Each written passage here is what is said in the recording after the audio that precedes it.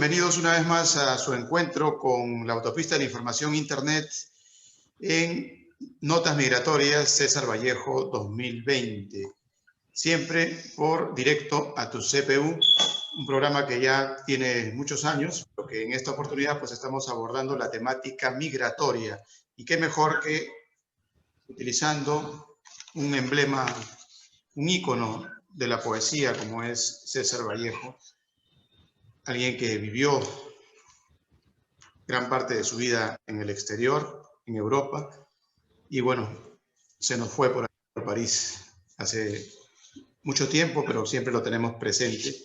Gracias a estos eventos y gracias a los participantes de este evento, de alguna manera la figura de su poesía y de su mensaje revive y nos dice que está presente más que nunca en estos tiempos de incertidumbre, de cambios vivenciales al 100% o diríamos tal vez a un 1000%. Bien, también vamos a ver si ya logramos integrar a un participante más. Vamos a presentar a los participantes que tenemos para esta oportunidad. Ya nos comunican que está enlazado también, está enlazándose un tercer participante. Tenemos en esta oportunidad a Salvador Augusto González Chacón desde Brasil. Ya nos va a decir exactamente desde qué parte de Brasil. Y a nuestro amigo William Pérez Vega desde Puerto Rico. Ambos están participando dentro de lo que significa Nota Migratoria César Vallejo 2020. Y tenemos a Eduardo Paucar Garcés, él está desde acá, desde Lima, Perú, con su experiencia migratoria también, pero no lo apreciamos. Vamos a ver si logramos ubicarlo. Entre tanto, vamos a pedirle a Salvador. Salvador, coméntanos en qué parte de Brasil te encuentras y desde cuándo estás por allá. Estimado, un saludo desde acá a todos. Bueno, mi nombre es Salvador González, soy ingeniero de profesión, becario de la OEA para hacer maestrado acá en Brasil. Yo migré de Venezuela en el mes de abril, a finales de marzo, a principios de abril de ahora del 2020. Pues me encuentro bien al nordeste, en una zona que se llama Mossoró. Es una ciudad pequeña del semiárido nordestino de Brasil, una tierra muy hermosa, muy caliente, en un estado que se llama Río Grande del Norte. Y pues estamos acá desde abril. Justo cuando cayó la pandemia, logré salir de Venezuela una semana después, en un viaje algo forzoso. Bien, ya nos vas a contar detalles sobre tu experiencia migratoria puntualmente, pero vamos a saludar a nuestro amigo de Puerto Rico, a William Pérez Vega. William, bienvenido. Coméntanos, ¿desde qué parte estás enlazado? ¿Cuál es tu hábitat allá en Puerto Rico? En Puerto Rico yo estoy en el centro de la isla, el pueblo, es un pueblo pequeño en la montaña, se llama Comerío. De modo que estoy en Comerío, Puerto Rico, al centro de nuestra isla. Nuestra isla es una isla pequeña en el Mar Caribe, es parte de las Antillas, ¿sabes? Del archipiélago antillano, y en sí misma Puerto Rico también es un archipiélago porque tiene varias islas como parte del país.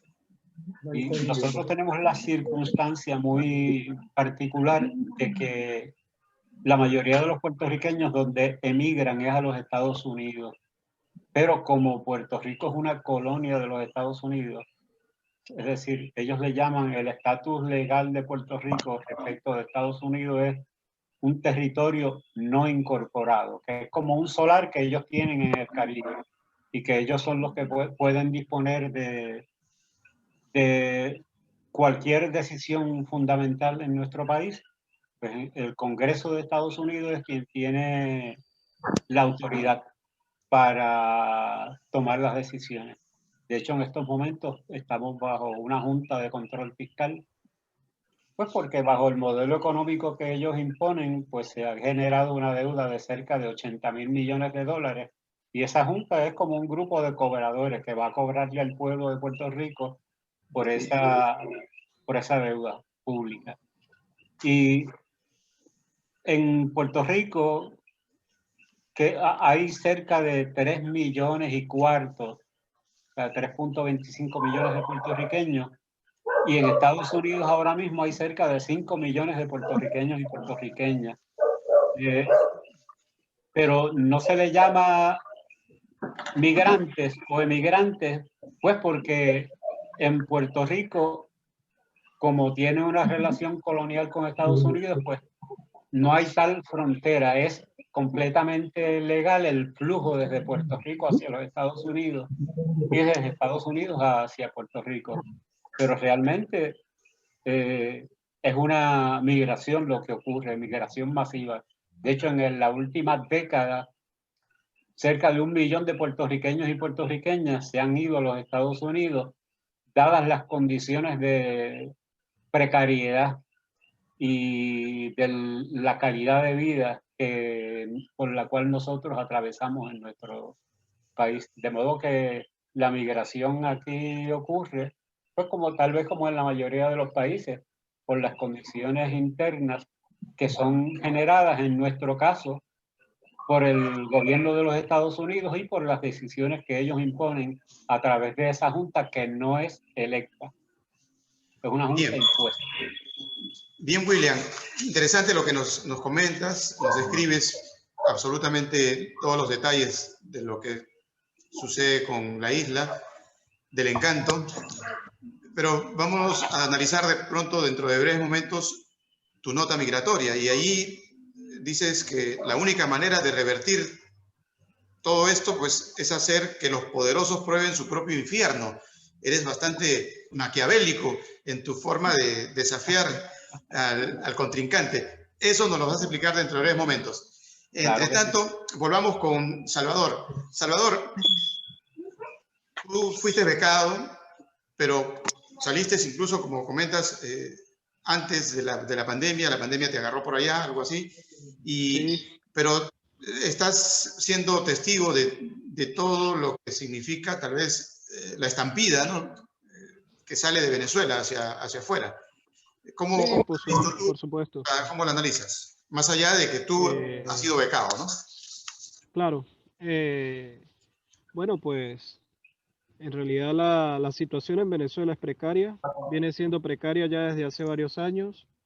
Es una situación inducida por un régimen dictatorial, un régimen que ya no tiene ni pies ni cabeza, es algo sin sentido. Llevamos mucho tiempo con el mismo sistema político y los últimos años se han impuesto de una manera en la que el pueblo ya no puede de ninguna forma sacarlos. Entonces, la calidad de vida se deterioró mucho, no de hace 2, 3 años para acá, que comentan los políticos, que esa cúpula que mantiene el poder, que dice que gracias a sanciones y a persecución es que ellos, el país está así, ¿no? El país viene en deterioro desde hace 5, 6 años, 7 años, viene en caída libre y desde ese entonces comenzó una migración muy fuerte. Al principio un poco menos marcada, era pausada en el tiempo. Luego hace unos 4 años, 3 años, hubo una migración de golpe muy fuerte que emigraron de golpe casi 2, 3 millones de venezolanos. Y desde entonces se ha visto una migración otra vez más alargada, más pausada, eh, sobre todo de la gente más de menos recursos, los que se han visto por toda Latinoamérica caminando por las carreteras con unas condiciones precarias, donde no pueden prácticamente alimentarse. Muchos han muerto por el frío en los páramos de varios países, en las cumbres de, de toda, de toda esa Suramérica, esas cumbres de los Andes. Ha sido muy difícil ver un país que tiene tanto potencial y que tiene tanta gente buena, irse a la ruina a causa de malas políticas y de gente que de verdad no tiene corazón.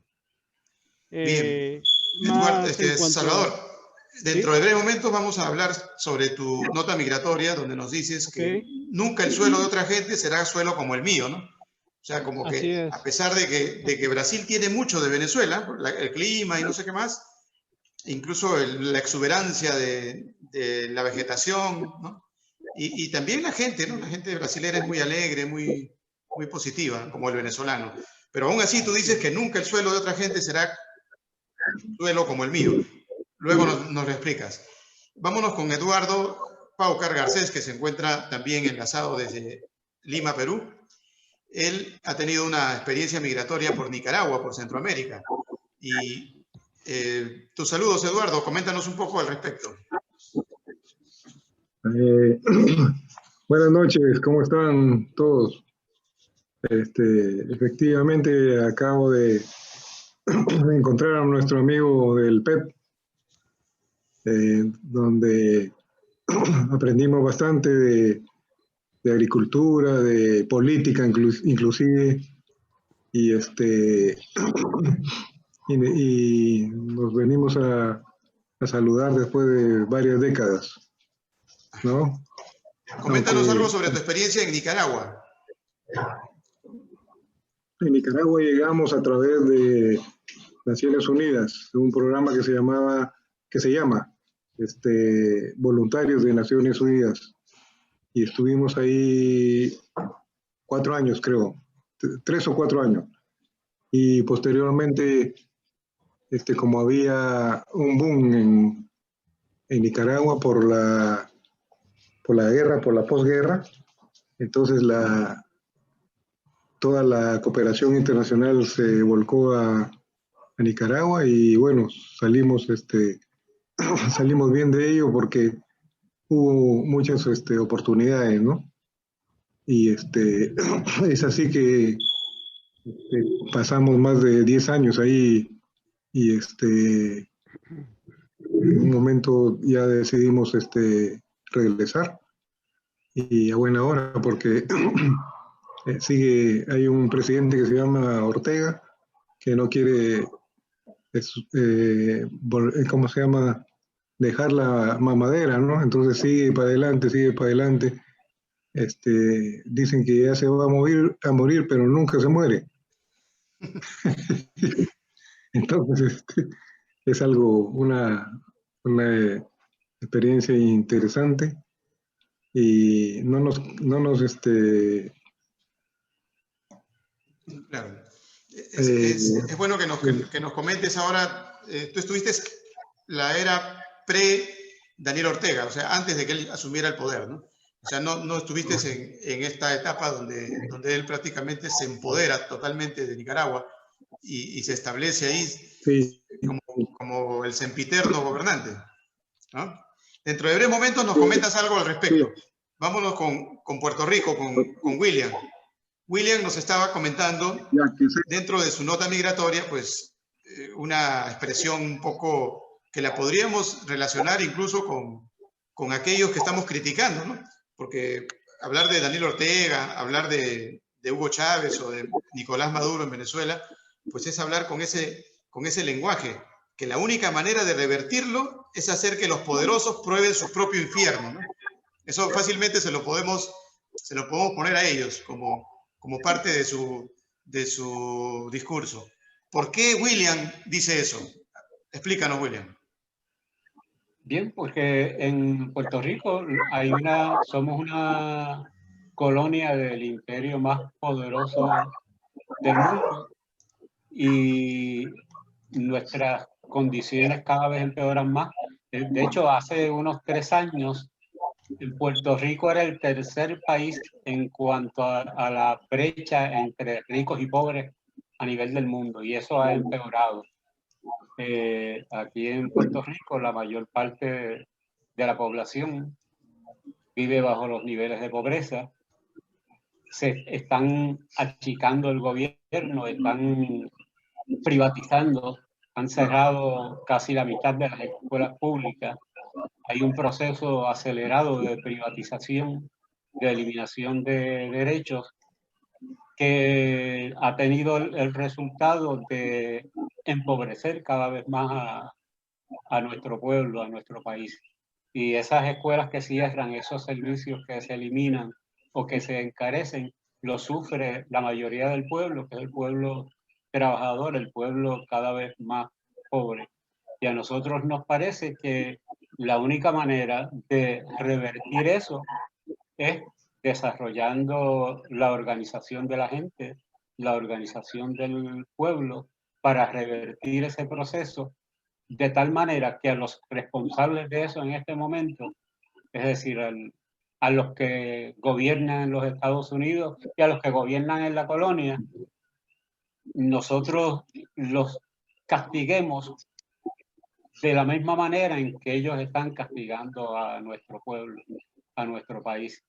Aquí hay un problema enorme de corrupción local y federal también. Y nosotros creemos que eso hay que enfrentarlo. Cada año las empresas foráneas de los Estados Unidos se llevan 35.000 millones de ganancias de Puerto Rico.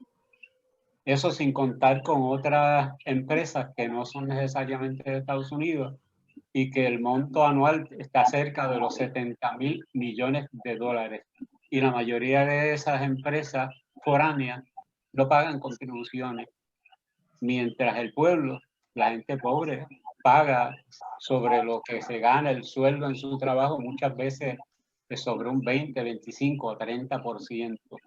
De modo que es bien desigual.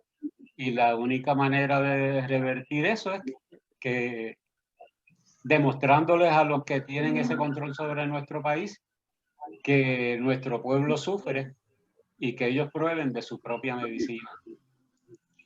Bueno, parte de lo que dice William fue el inicio de la revolución bolivariana. Ese fue parte del inicio del discurso de Hugo Chávez Frías. No hay un temor que pueda pasar algo similar, porque mira, el gran discurso era sacar a los gringos de Venezuela. Nosotros, los venezolanos, vamos a ser los que vamos a producir el petróleo, vamos a sembrar el petróleo y vamos a cambiar la historia de Venezuela.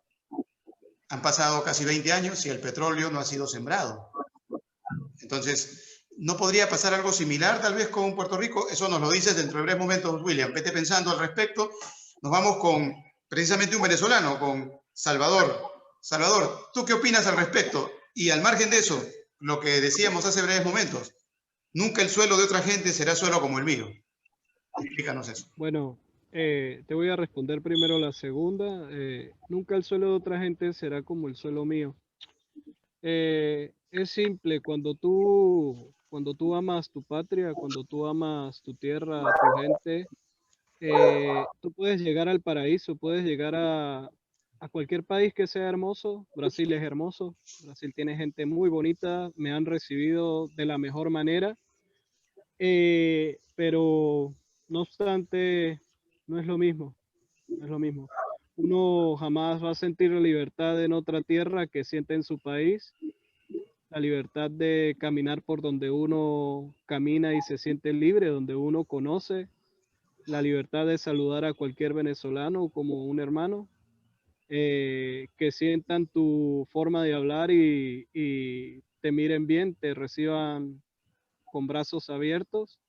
Yo he vivido, no acá, en Brasil casi no he vivido la xenofobia, pero sí en otros países. He viajado, he tenido la dicha de viajar a varios países. eh, y gracias a Dios acá en Brasil ha sido distinto. He sentido en carne propia lo que es sentir esos actos un poco eh, funestos de la xenofobia. No obstante, siento que no hay que pararle. Nada como tu tierra, nada como tu país, nada como tu gente. No sé si todos concuerdan, pero no hay nada como uno estar en su país. Uno se siente muy libre en su país. Y no es lo mismo así estés fuera de tu país y no haya dictadura y estés libre, no es lo mismo que caminar libre en tu país. En cuanto a la dictadura venezolana, pues sí, Venezuela es un país que quizá no tiene memoria. La memoria histórica siempre la han desechado, nunca hemos estudiado bien nuestra historia, al menos esa es mi crítica. Eh, en efecto, Chávez llega al poder en una Venezuela que tenía una crisis, por así decirlo, de la misma magnitud que vive la mayoría de los países latinoamericanos en cuanto a las desigualdades.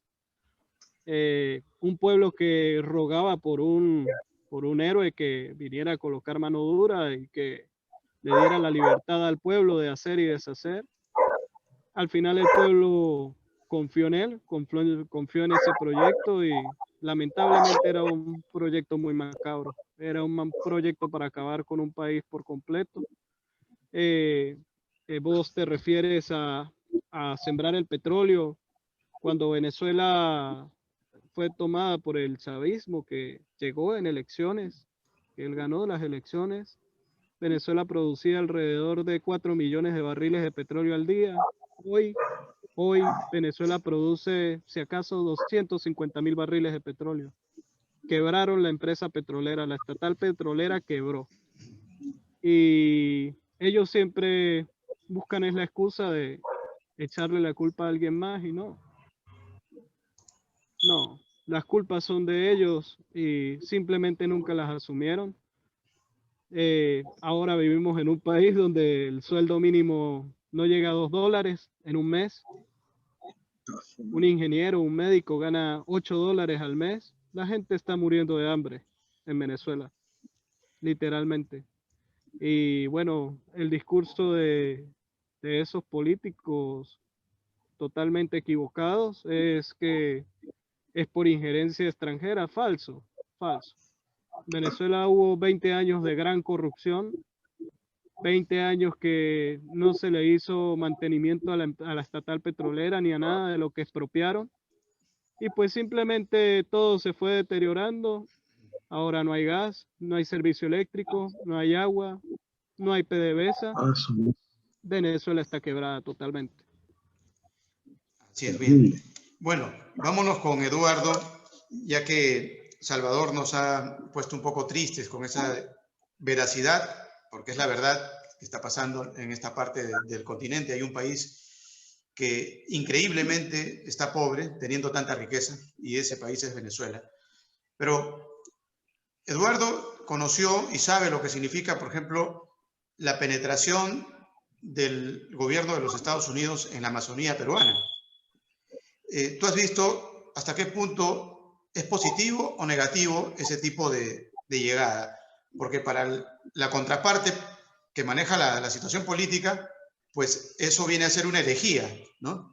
¿Tú crees que se le ha hecho bien o mal a las comunidades amazónicas peruanas a través de la Agencia Internacional de Desarrollo y todas estas situaciones que se plantean desde afuera, desde el Centro Científico Tropical de Costa Rica, desde la Agencia Internacional, la AID, ¿no?, que es la principal inversora en la Amazonía, no solo peruana, sino en la Amazonía en completo de América Latina, ¿no?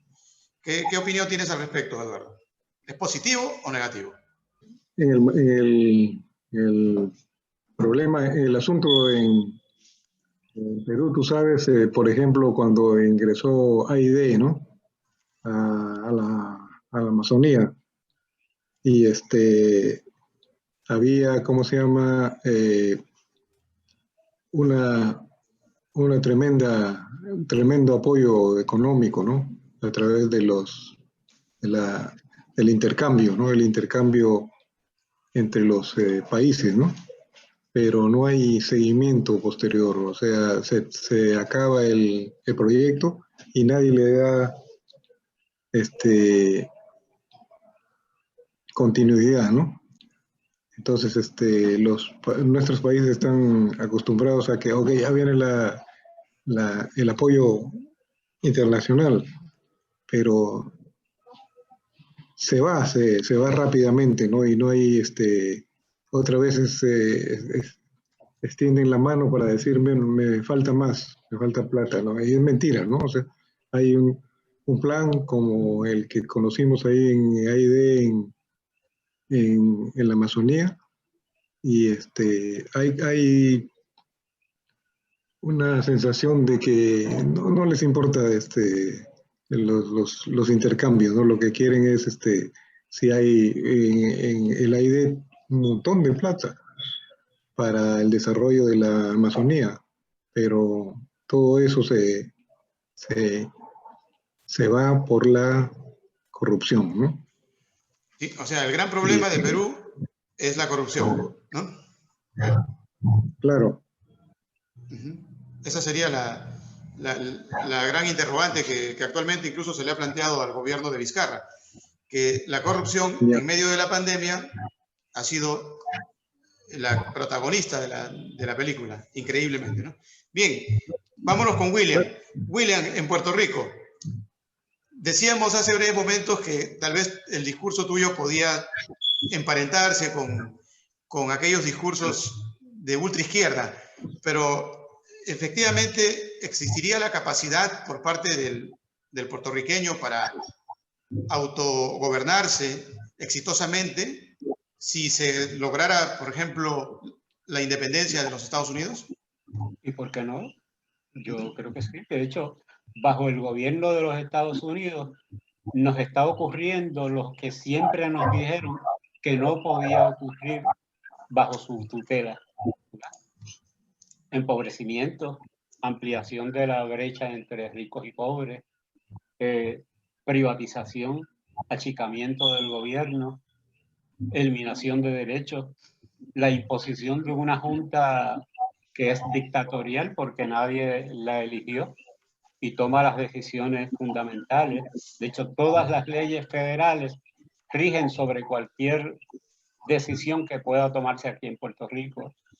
De modo que de nuestra parte, pues claro que nosotros tenemos la capacidad de gobernarnos, porque quienes hasta ahora nos han gobernado, que es el Congreso de los Estados Unidos, nos ha llevado a estos niveles de sufrimiento y de precarización que cada vez empeoran más, bajo la tutela de esos que precisamente nos gobiernan. Y a nosotros nos parece que quienes han demostrado y evidenciado fuera de toda duda para nosotros que no pueden gobernarnos adecuadamente, por lo menos para beneficio de nuestro pueblo, son los que ahora nos gobiernan, que es el gobierno de los Estados Unidos, el Congreso de los Estados Unidos. Y que los puertorriqueños, nuestra aspiración debe ser a que, así como todos los demás países y pueblos, obtengan su independencia. Su independencia no para romper relaciones con Estados Unidos, sino para unirnos al resto del mundo. Ahora Puerto Rico es un país bloqueado. Por ejemplo, Puerto Rico no puede recibir ningún tipo de ayuda después de las tormentas que hubo, después con los terremotos, con la pandemia esta. No puede ser ayudado por ningún país del mundo. Todo tiene que ser canalizado a través de los Estados Unidos. Y yo creo que nosotros necesitamos librarnos de eso con la esperanza, obviamente, de que podamos mejorar, porque nuestro recurso fundamental es nuestra gente, nuestra capacidad de trabajo. Y tenemos tanta capacidad que los Estados Unidos se llevan de Puerto Rico 4 veces lo que ellos nos dan. ¿Ves? De modo que si nosotros logramos un gobierno propio, todo eso que ellos se llevan podría servirnos para nosotros resolver nuestros problemas fundamentales y gobernar en beneficio de nuestro pueblo, de nuestro país. Y no tenemos ningún temor por lo menos de mi parte, y yo promuevo eso, no tenemos ningún temor a ser un país con verdadera autonomía y con gobierno propio. porque lo contrario está ocurriendo ahora y eso nos ha llevado a esta crisis por la que estamos atravesando. Bueno, en breve te voy a solicitar que opines algo respecto a lo que se viene. Todavía ustedes pertenecen al gobierno de los Estados Unidos y Estados Unidos se debate entre Biden y Trump. A ver, ¿cuál es tu punto de vista al respecto? Pero dentro de breves momentos, vete pensando por quién te vas, William. Nos vamos con Salvador. Salvador, en tu nota nos dices, y hace breves momentos también nos comentabas algo sobre el hecho de que sabes que en algún momento puede ser libre, definitivamente el mejor lugar, el más ideal, en el lugar que te vio nacer. Pero ¿tú crees que esa circunstancia se puede hacer en este momento en Venezuela? O sea, dentro de la dictadura se puede ser libre. No, para nada. Es complicado, es muy complicado porque la falta de derechos humanos básicos es total, es total. El autoritarismo implementado por la dictadura y los militares es abrumador, es increíble. Ya la gente no tiene el poder de salir a una calle a quejarse, a protestar, ni siquiera pacíficamente. Ya la gente incluso no puede protestar porque quiere protestar y no puede porque está en una fila para echar gasolina o en una fila para comprar el gas o en alguna fila para conseguir algo de comida o buscando la forma de sobrevivir. Los venezolanos es muy complicado pensar que en este momento el pueblo venezolano puede de alguna forma alcanzar la libertad. Políticamente hablando, es mi opinión personal, Venezuela se encuentra en un estado crítico por falta de liderazgo político que de verdad haga creer a los venezolanos, al pueblo, que alcanzaremos la libertad de una forma, por así decirlo, democrática. Esto lo digo con toda certeza, es muy complicado. Por ejemplo, no sé si ustedes lo saben, pero la dictadura tiene pautadas unas elecciones para diciembre y hace no mucho, 2 meses, el Tribunal Supremo de Justicia de Maduro allanó todas las directivas de los partidos políticos de la oposición y colocó los políticos que son aliados de Maduro en esos partidos, de presidentes de esos partidos, para de alguna manera obligar las elecciones y llevar a cabo el fraude. Bien, amigos, continuamos enlazados con Puerto Rico y con Brasil, con un amigo puertorriqueño y un hermano venezolano. Y también teníamos a Eduardo, que la conexión parece que está una vez más tratando de conectarse. Vamos a ver si lo recuperamos, Eduardo, desde Lima. Pero bien, habíamos quedado pendientes con el comentario político de los United States of America a propósito de nuestro amigo puertorriqueño. Estamos entre la duda de Hamlet, ser o no ser demócrata o republicano, ser o no ser tal vez seguidor de Donald Trump o de Biden, Joe Biden. Los puertorriqueños no votan, pero están tan cerca de ese endiosamiento que para algunos significa Estados Unidos y tan cerca también de lo diabólico, de lo maquiavélico, que para otra gran cantidad de gente significa el gobierno de Donald Trump.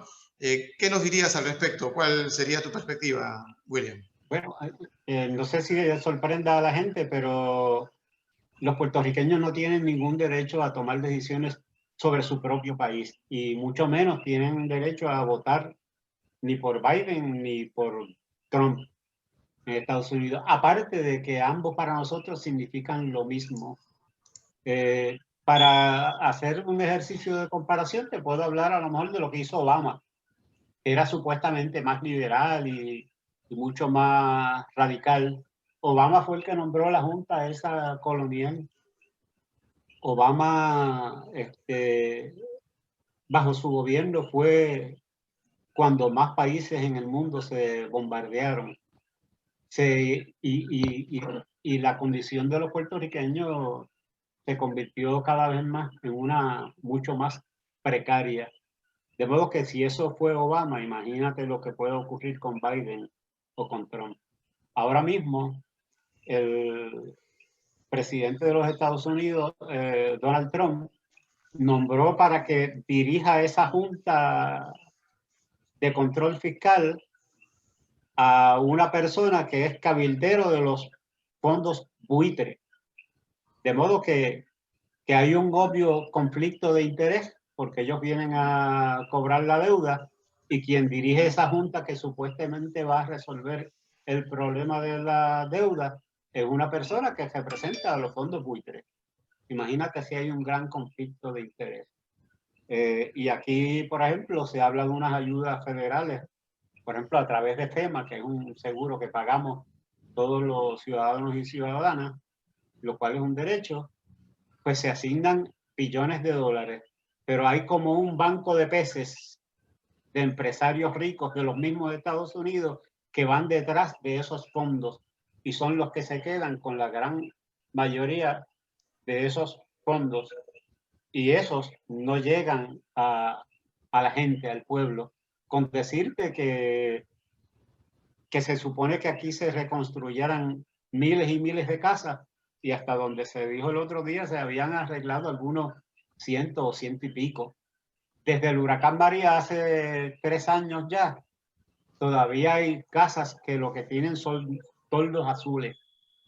Todavía hay gente afectada por los terremotos que están viviendo en campamentos de refugiados, levantados a duras penas en la calle, a orillas de la calle, acá en Puerto Rico.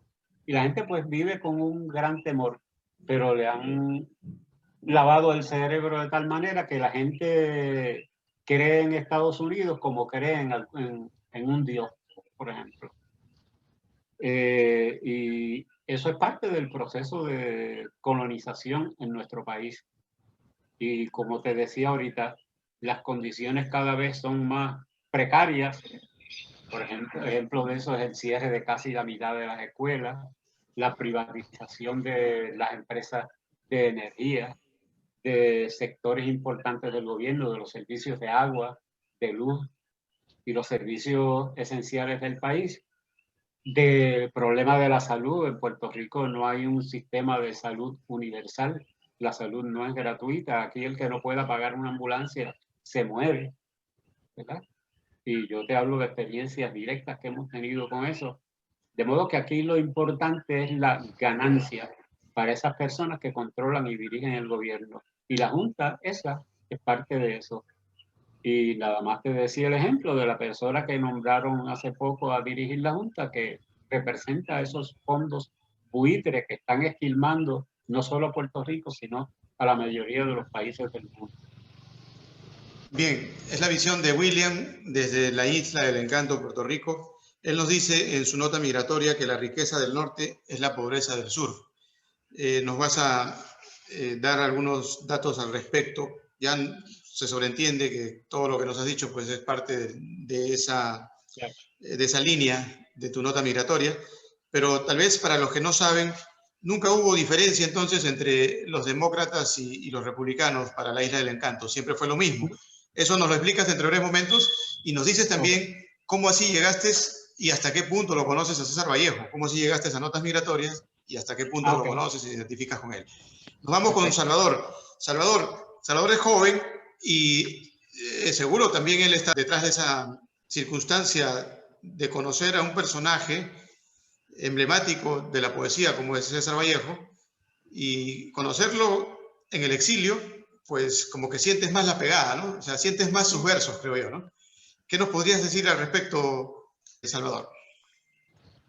Bueno, pues yo pienso que todos los que escribimos poesía, todos los que de alguna manera tomamos no sé, del éter, del todo, esa luz que es la poesía y nos llega y la plasmamos.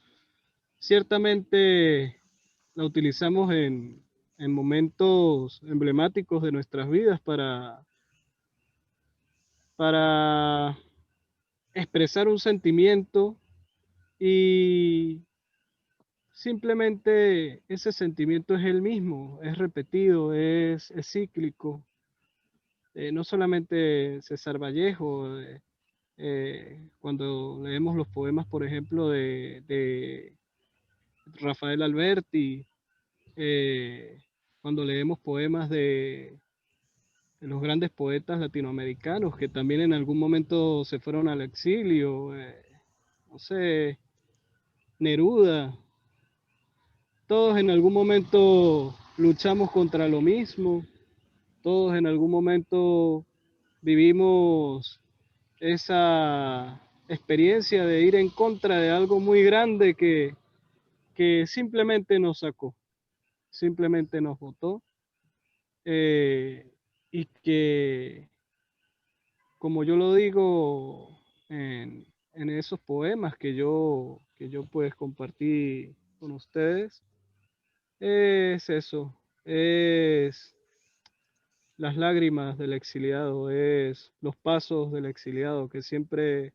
serán pasos dolorosos, sea de una forma u otra como salgamos de nuestras tierras,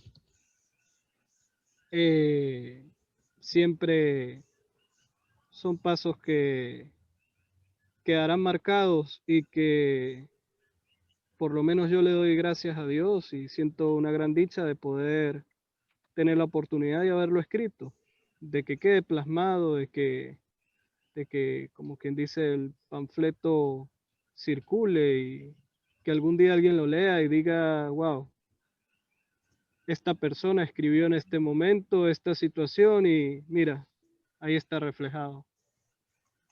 Y que muchos otros, así como yo leo a estos poetas que en algún momento se exiliaron o que se fueron o que salieron de sus países, quizá algún día alguien a mí me lea también y digan, el poeta lo escribió y lo sientan, sobre todo que tengan ese sentimiento porque la poesía da esa herramienta, da esa gran herramienta de poder tú hacer sentir a la gente con tus palabras escritas, con lo que plasmas, eso que tú viviste en ese momento. Por ejemplo, yo lo viví, ese poema, El canto del exiliado, es el título. Yo lo viví cuando pasé la frontera con Brasil a pie y nunca se me va a olvidar en Roraima, que se llama el estado donde llegué acá a Brasil, porque en ese transcurrir, esos metros que pasé a pie de la frontera entre Brasil y Venezuela, pude sentir muchas cosas y logré plasmarlas. Y es muy importante porque yo sé que así como lo sentí yo, lo sintieron millones de venezolanos en este momento. Y es para mí un placer y un honor poder dejar ese precedente para la historia y para que algún día alguien lo lea y diga, hubo 7 millones, quizás más, porque no sabemos cuántos más vayan a salir, de venezolanos que salieron al exilio, forzados, y bueno, yo por lo menos guardo la esperanza y tengo la fe de poder volver a mi tierra y, como así mismo lo digo en los poemas, sentirme en mi tierra libre y no en dictadura. En el caso de Salvador, sería interesante que ya para la parte final, hay todavía bastantes muchachos, porque los jóvenes son los que más han salido. Parece que la retaguardia, la vieja guardia se ha quedado en la casa cuidando ahí los aposentos de los venezolanos.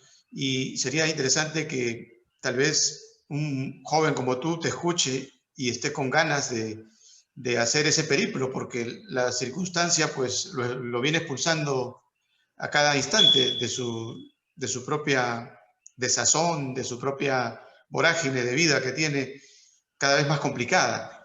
Y bueno, tú lo hiciste antes de la pandemia. Tal vez les puedas describir algunos detalles respecto a cómo debe hacer, qué prevenciones tiene que tomar, cuánto tiempo se toma el viaje para llegar hasta Brasil, si es que alguien está pensando en irse por esa zona, ¿no?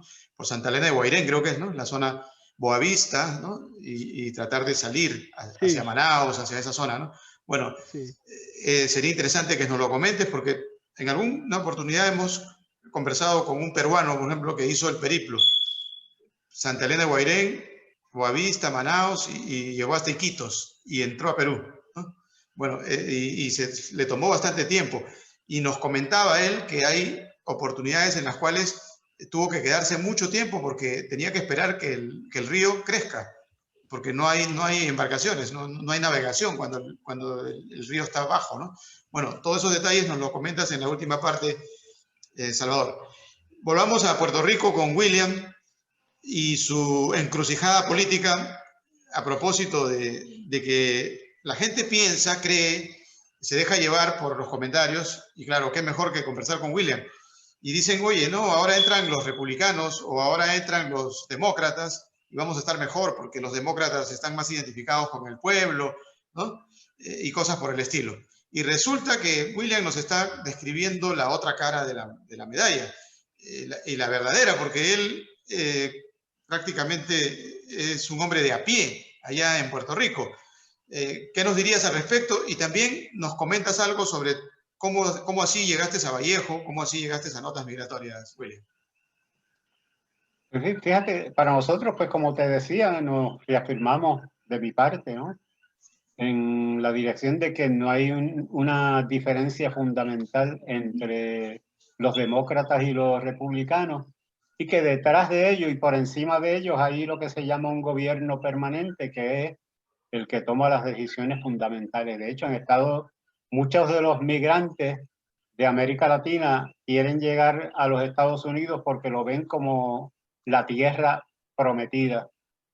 Sin embargo, a lo mejor desconocen que que Estados Unidos, que es el país de más ricos en el mundo o más rico en el mundo, contiene dentro de sí otro país donde hay 48 millones de pobres, de gente que sufre la precariedad, las privaciones, que es discriminado, por ejemplo, que sufre el racismo y la persecución racial por parte de las estructuras oficiales del gobierno, y eso lo justifica el propio gobierno, ese tipo de persecución. Y a nosotros nos parece que no podemos desaprovechar la oportunidad para hacer constar eso y para hacerle saber al mundo y a todos los que nos puedan ver y sintonizarse con nosotros la realidad de lo que está ocurriendo en Puerto Rico, y que eso es responsabilidad fundamental de aquellos en cuyas manos está el poder de tomar las decisiones fundamentales, que es el gobierno de los Estados Unidos, que no es toda la gente de Estados Unidos, sino los sectores más poderosos de ese país. Y viene muy bien la mención de César Vallejo, porque precisamente se trata de un poeta que también tuvo sus sufrimientos, tanto que tuvo que irse de su país, y que es el, digamos, para muchos el representante máximo del movimiento vanguardista del Perú, y es uno de los poetas, si no el más destacado de ese hermano país. Y que se inscribió como parte de los sectores radicales de la poesía. En mi caso, nosotros, comentando un poco sobre la utilidad o no de la poesía o la función, nosotros vemos la poesía como una herramienta para promover el cambio social, y creemos que la poesía debe reflejar a la gente común y corriente. Yo, por ejemplo, no puedo ser imparcial. Yo estoy parcializado a favor de los pobres, a favor de la gente, a favor del pueblo, porque si tú ante una lucha entre un poderoso y uno que es débil, tú dices que eres imparcial, obviamente estás a favor del poderoso. Si hay una pelea, digamos, entre un niño y un león, y yo digo, bueno, yo no me meto, yo soy imparcial, pues obviamente estoy a favor del león. Y en ese sentido, nosotros creemos que la poesía, yo formo parte de un grupo que se llama Poetas en Marcha aquí en Puerto Rico, que promueve la poesía de contenido social y que llevamos actividades que relacionan la poesía con la política, con los movimientos sociales, y nuestra poesía está al servicio de este pueblo, del pueblo, de la gente más pobre. Y participamos de los movimientos para sacar al gobernador aquel que el país sacó, participamos de las marchas, de las actividades, y seguimos participando de todas las actividades de lucha que pueda haber en este país en beneficio de nuestro pueblo y en contra de las injusticias que se dan en este país, y que quien más sufre es nuestro país, nuestro pueblo, los pobres del país, que somos la mayoría. ¿Cómo yo me relacioné con Notas Migratorias César Vallejo? Pues lo vi a través de las redes. Yo estoy suscrito a diferentes revistas y boletines que informan a veces sobre los certámenes que hay y promueven que la gente participe. Y yo pues nunca había participado en nada y dije, bueno, pues voy a enviar eso por ahí para allá, a ver a dónde llega. Y entonces no sabía que me iba a dar la oportunidad de dialogar sobre esto y hacer que por lo menos ustedes dos conozcan de esta situación. Y yo confío en que pueda haber más gente que nos escuche y que entre en sintonía con nosotros y que pueda conocer lo que realmente, desde mi punto de vista, ocurre en Puerto Rico. Pues Sí yo... será. Seguramente que miles de gentes van a estar detrás de lo que tú estás comentando y van a cuestionar o van a identificarse con tu discurso. Y precisamente eso es lo importante, ¿no? La polémica, el hecho de poder discrepar. De la discrepancia puede haber un punto medio que nos permita tal vez tener una mejor observación de lo que está pasando realmente en nuestro continente, ¿no? Y nuestro continente pues tiene a Puerto Rico como un emblema que siempre ha querido su independencia, ¿no? Y no es el discurso de William Pérez Vega, es un discurso histórico con un puertorriqueño de a pie principalmente, ¿no? Quizás aquellos puertorriqueños de Cadillacs quizás estén en contra de que se independice Puerto Rico, pero creemos que las grandes mayorías del pueblo puertorriqueño pues está identificado con eso. Hay aquellos que tal vez estén relacionándolo estrictamente con la política y digan, oye, ese William de gorrita y de franela o de polo verde, como que lo veo medio cubano, ¿no? medio revolucionario, al estilo Fidel. Y bueno, pueden tener sus opiniones al respecto, ¿no? Pero vámonos con Salvador. Salvador, coméntanos tu experiencia básica de lo que es el itinerario de salida desde Caracas, o desde qué punto de Venezuela saliste con rumbo a Brasil. Bueno, pues mi viaje fue muy particular. Yo soy oriundo del Táchira, de la frontera con Colombia. Yo soy de San Cristóbal. Salí con rumbo a Caracas porque debía gestionar en la embajada brasileña mi visa de estudiante. Entonces fueron primero esas 12 horas. Recuerdo que gestioné todo un lunes en la mañana. Increíblemente, esa misma semana, el viernes, Brasil rompe relaciones con Venezuela, o sea que de milagro saqué la visa.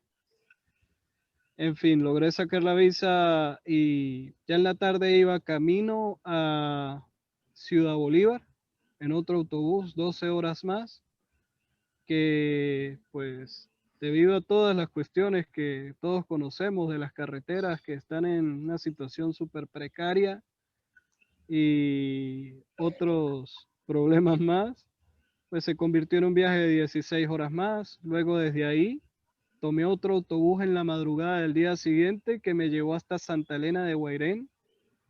Fue otro viaje de fueron 20 horas de viaje casi, hasta Santa Elena de Guairén. Al llegar a Santa Elena, pues llegué a las 7, 8 de la noche. Yo pensaba que iba a llegar temprano para poder pasar lo que llaman la línea, que es la frontera entre Brasil y Venezuela. Tocó alojarme allá en ese pequeño lugar, en ese pueblo. Bien temprano en la mañana me levanté a eso de las 6 de la mañana y tomé un transporte hasta la línea, a donde está la frontera, y bueno, allí fue donde ocurrió la magia que me inspiró a este poema que compartí con ustedes. Fue ese momento en el que pues, son muchos sentimientos que se encuentran, ¿eh? De despedirte de la Gran Sabana, que es uno de los lugares más hermosos que he visto en mi vida. Primera vez que la veía, no pude disfrutarla, solamente fue mi punto de despedida de mi patria. Y pues a mis espaldas todo lo que más amo, mi familia, mi tierra, mi gente y adelante el futuro. Caminé hacia la frontera. Luego de los trámites migratorios de sellar pasaporte y todo aquello, tomé un autobús allí que me llevó hasta Boavista, luego otro que me llevó hasta Manaos, y de Manaos sí no hubo de otra que tomar un vuelo. Eh, Tuve la suerte de que un primo que está en el exterior me ayudó a comprarlo. Y desde Manaos volé hasta acá, hasta Río Grande del Norte, que está al extremo total de Sudamérica. Estoy muy hacia el extremo. Y pues, bueno, aquí estamos. Esa fue mi travesía. Fueron casi 5 días de viaje en total, casi 6 días. Eh, Como te digo, corrí con la suerte de salir de una forma, en realidad, que no fue forzosa. Tuve, gracias a Dios, la suerte de contar con algo, cómo salir, con el material, con el dinero para poder salir. Hay mucha gente que no tiene cómo salir de Venezuela en este momento. Y pues bueno, aquí estamos siempre en la búsqueda del progreso, siempre escribiendo, siempre estudiando, siempre buscando perfeccionándonos para pues, en un futuro quizá volver a Venezuela y llevar todo lo aprendido para allá. Así será, Salvador. Bien, nos vamos a despedir ya de nuestros invitados de hoy, William Pérez desde Puerto Rico. William, un mensaje final, ¿cuál sería en pocas palabras tu despedida del público que sin duda te va a seguir? Bien, pues ha sido un placer y un honor poder compartir con ustedes y estar participando de esta actividad, porque se relaciona con uno de los poetas más importantes de América y para mí del mundo, y de mi parte también soy uno de sus seguidores, igual que uno admira y respeta a poetas como Neruda, como Benedetti, como Celaya, ¿verdad? Porque nos gusta la orientación y el giro que le dan a su obra poética. Y de nuestra parte nos confesamos seguidores de esos grandes poetas y de otros que a lo mejor uno no menciona en este momento, pero que también los admira y los sigue. Y nos gustaría que se abriera la puerta y el corazón del mundo a que disfruten y compartan nuestra poesía y la promuevan. Gracias, William. Salvador, tus palabras de despedida desde el lugar donde te encuentras, allá en Brasil, hacia tu familia, que seguramente te va a ver en Venezuela incluso, ¿no?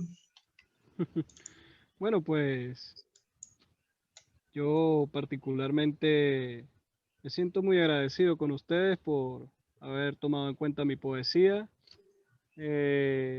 Así como lo dijo el colega, nos debemos al pueblo, nos debemos a la gente, nos debemos a la misma poesía que es ese mismo pueblo, y debemos plasmar todo esto para que quede el precedente, para que siempre alguien lo lea y siempre alguien sepa qué sucedió. A mi familia en Venezuela, bueno, tener paciencia y aguantar que pronto viene la libertad. Yo sé que sí, guardo la esperanza de que así sea. Y no me queda de otra que también felicitarles por esta iniciativa. Parece genial darle una oportunidad a esta poesía que es tan diferente, ¿no? Y que tiene un gran impacto. Y en toda la historia siempre ha reflejado un gran impacto. Bien, gracias William, gracias Salvador, ha sido un placer y recuerden siempre que esta convocatoria pues es simple y sencilla, como lo era Vallejo, un hombre común y corriente que emigró al extranjero y se fue dejándonos grandes mensajes a través de su poesía. Un abrazo a la distancia y hasta una próxima oportunidad. Y la mejor de las suertes en el veredicto final que va a ser el próximo 18 de octubre del evento Notas Migratorias César Vallejo 2020.